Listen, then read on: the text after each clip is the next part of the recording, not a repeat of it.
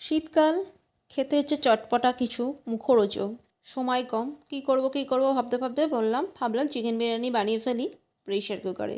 এদিকে চিকেন বিরিয়ানি মশলা, গরম মশলা, ধনে, জিরে, আদা, পেঁয়াজ, রসুন, লঙ্কা গুঁড়ো, তেল মাখিয়ে ম্যারিনেট করে রেখেছিলাম।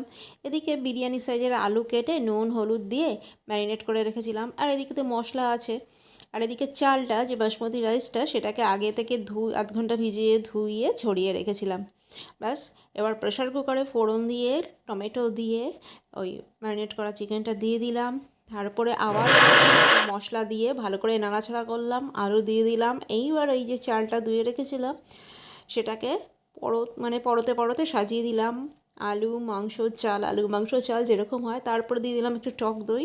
প্রেশার কুকারে সিটি মেরে একটা ভাপ দিয়ে দিলাম। এই যে হলো বিরিয়ানির চেহারা, বিরিয়ানির রূপ। দেখো কেমন হয়েছে, আমার তো ভীষণ ভালো লেগেছে। বসে পড়ি এবার।